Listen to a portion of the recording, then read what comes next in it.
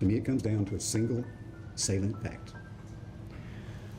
On September 7th, 2011, you savagely beat your child to the edge of death. For this, you must be punished. Please stand. I find you guilty of the offense charged. I'll set your sentence at confinement in the penitentiary for a period of 99 years. The sentence goes into effect today. In today's story, we will be talking about the woman who tortured her 2-year-old toddler until she was an inch from death, gluing her hands to the wall until her hands bled and beating her so badly she fell into a coma for 2 days. This is the case of Elizabeth Escalona. Elizabeth Escalona, 23, showed no emotion upon hearing the verdict, a notable departure from the previous day when she openly wept as a prosecutor prompted her to count the bruises she had caused her daughter in a photograph taken after the September 2011 assault. Having previously admitted her guilt in July, Escalona testified at length in her defense and implored the judge to refrain from sentencing her to prison, instead pleading for a second opportunity to rehabilitate herself. Police reported that she kicked her daughter in the abdomen, struck her with a milk jug, and then adhered her hands to an apartment wall using superglue. During the sentencing hearing, a doctor testified that Jocelyn suffered from brain bleeding, a fractured rib, numerous bruises, and bite marks, and was comatose for several days.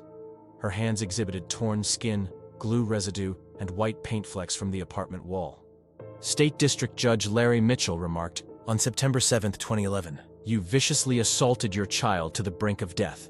For this, there must be consequences."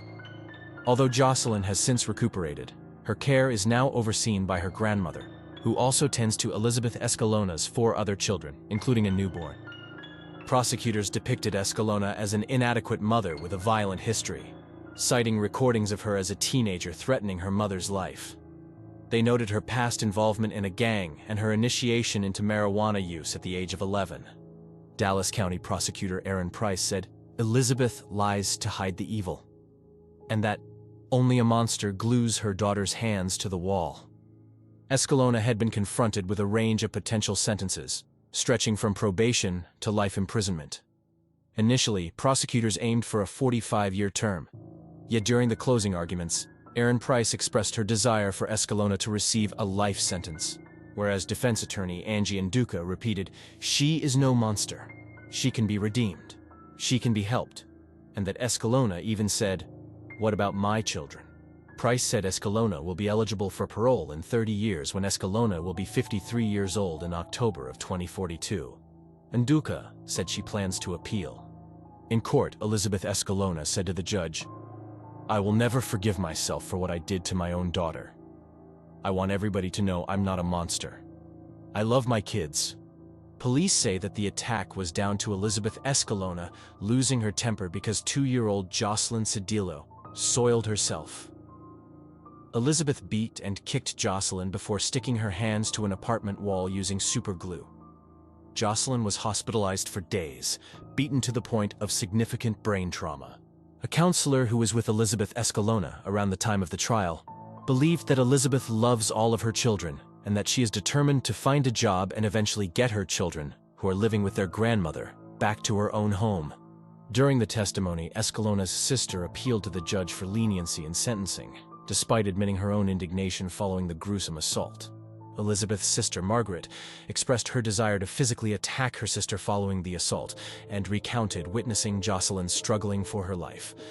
However, she emphasized that her sister needs help rather than a prolonged imprisonment.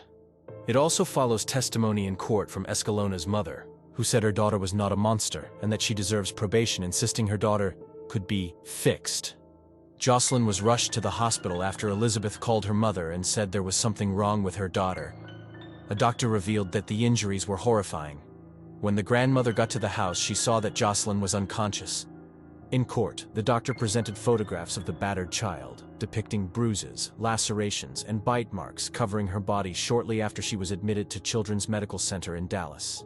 Some of her hair had been forcibly removed, and glue was found in her eyelashes and on her hands. The police report indicated that glue and paint were adhered to her palms, resulting in torn skin in certain areas. Following the incident on September 7, 2011, the toddler remained in a coma for 2 days. According to police records, The toddler's siblings informed investigators that their mother had repeatedly kicked the girl in the stomach, struck her with a milk jug, and then proceeded to beat her with a shoe and belt. Elizabeth then dragged her daughter by her feet before gluing her hands to the wall until they bled.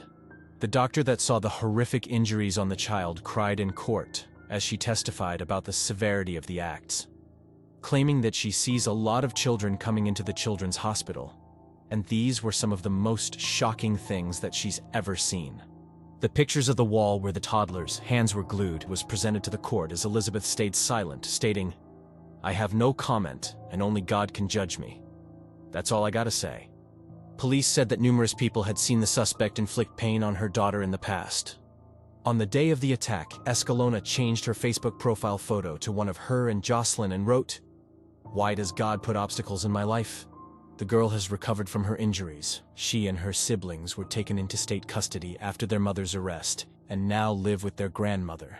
The first time of emotion was revealed from Elizabeth when the judge calmly said, "You savagely beat your child to the edge of death. For this you must be punished. I find you guilty of the offense charged. I set your sentence at confinement in the penitentiary for a period of 99 years.